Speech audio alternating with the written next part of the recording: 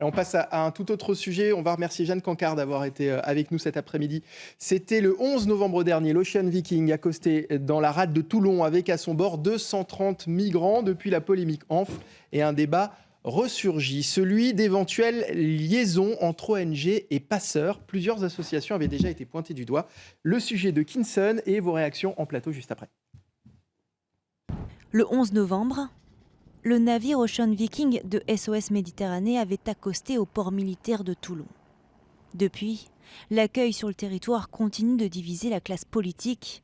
Certains s'appuient sur un rapport publié par Frontex en 2017 qui était accablant. Nous savons que parfois les passeurs enlèvent le moteur à partir de leur entrée dans les eaux internationales, parce qu'ils savent que les bateaux seront secourus. En 2018, Emmanuel Macron avait refusé l'accès au port français à l'Aquarius. Le président fustigeait une association allemande, Lifeline, l'accusant d'avoir coupé le signal et d'être intervenu en contravention de toutes les règles.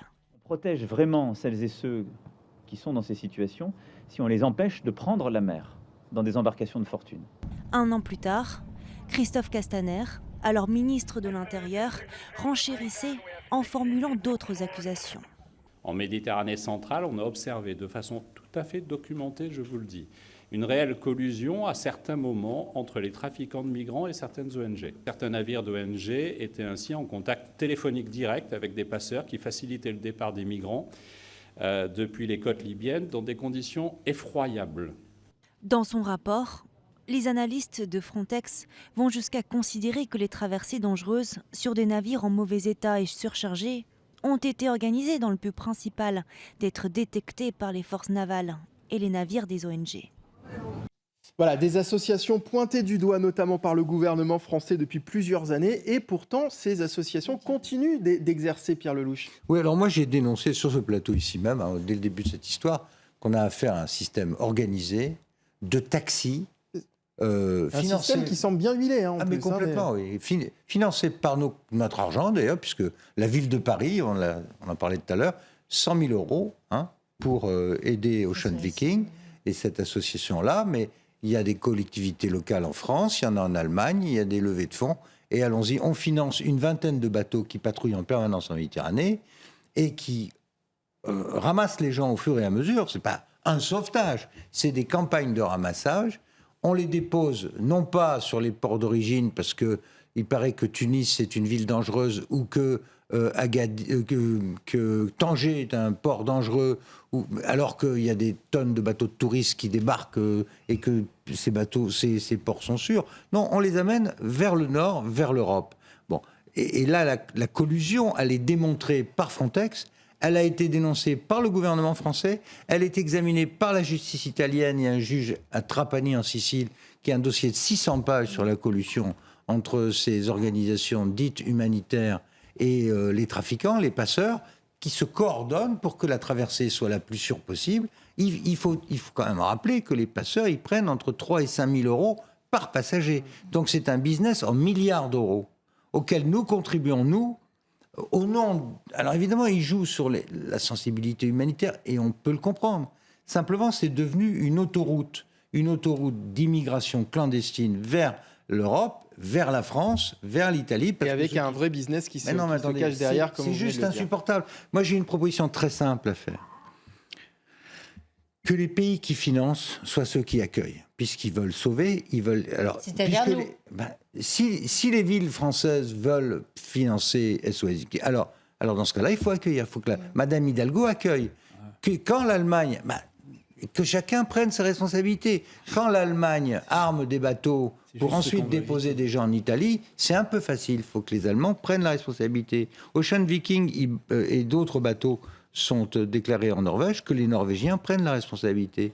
Judith Vintraud, vous êtes d'accord avec cette proposition, Judith Vintraud ? Non, ce qu'il faudrait surtout, c'est que la volonté politique suive ce que vous avez présenté des déclarations d'Emmanuel Macron en 2018 a été totalement contredit par Emmanuel Macron lui-même quand il a décidé d'accueillir le Ocean Viking. Quand l'ancien patron de Frontex, Franck Leggeri, a dénoncé ça, a posé la question à son autorité politique. Pourquoi est faite Frontex? Est-ce que je suis là pour accueillir les migrants ou est-ce que je suis là pour Contrôler les frontières. et assurer la souveraineté européenne en matière de qui entre ou qui n'entre pas sur son territoire? Et il a démissionné parce qu'il Non, il a dit... été viré. Il a démissionné en disant on ne me donne pas non seulement ne me donne pas les moyens d'assurer ce que je pense être ma mission, c'est-à-dire protéger les frontières de l'Europe, mais en plus on me dément, on me dit que ma mission n'est pas celle-là. Il a été attaqué. Jean-Michel Fauvergue, les passeurs enlèvent les moteurs, on l'a vu, les moteurs des embarcations une fois entrés dans les eaux internationales. C'est des méthodes qu'on connaît depuis plusieurs années et pourtant ça continue. Bien sûr, ça continue pour tout ce qui a été dit là. En fait, en réalité, ces ONG et ces associations internationales réagissent comme des entreprises internationales avec des business plans et elles ont besoin de récupérer du migrant pour pouvoir ensuite continuer à être financé. C'est un modèle économique qui fonctionne comme ça.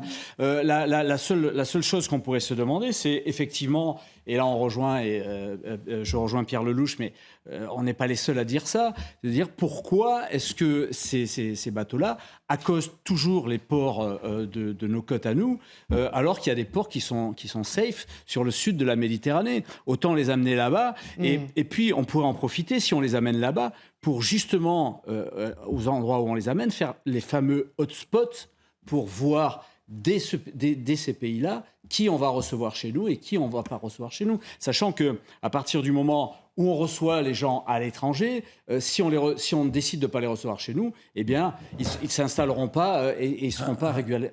Oui, parce que c'est à se demander aussi finalement si ces organisations s'intéressent réellement aux intérêts des migrants. Et c'est ce que disait Emmanuel Macron il y a 4 ans. Il faut les empêcher de monter dans ces embarcations pour les protéger. Il dit le contraire aujourd'hui. Non, il ne dit pas le contraire aujourd'hui. C'est leur business plan. Ils ont besoin de ça parce que c'est comme ça qu'ils lèvent de l'argent, c'est comme ça qu'ils payent les salaires. Et c'est de ça dont ils vivent. Ouais. Avec les bons sentiments en plus, puisqu'ils sont sauveteurs. Ils ne sont pas sauveteurs, ils sont ramasseurs de gens qui mettent ensuite au nord et ensuite aux autres, aux élus locaux et aux États de se débrouiller. Et qui mettent parfois en difficulté. Parce qu'après, c'est un investissement. Ils exploitent la misère. Ils encouragent un système qui produit des morts, des naufrages, des noyades. Exactement. C'est ça la réalité. Ils exploitent la misère. Je voudrais insister sur le sort de ces bateaux. J'ai dit que les pays qui les financent doivent être responsables quand ils amènent des migrants. Mais deuxièmement, ces bateaux doivent être saisis. Vous savez que quand... Comme a fait l'Australie. Mais évidemment, ils doivent être saisis. Vous savez qu'en droit aérien, quand un passager sans papier monte dans un avion et qu'il arrive à destination, si la personne est sans papier, la compagnie aérienne reçoit une pénalité et ramène le migrant au pays d'origine. C'est très exactement ce qu'il faudrait faire. Il faudrait mettre ces bateaux sous séquestre, taxer les pays qui les financent et renvoyer les migrants. Pourquoi est-ce qu'on a l'impression... Si on ne fait pas ces 3 choses-là, le système continuera à s'auto-alimenter. Pourquoi on a l'impression, Jean-Michel Fauvergue, que ce problème migratoire est insoluble finalement ?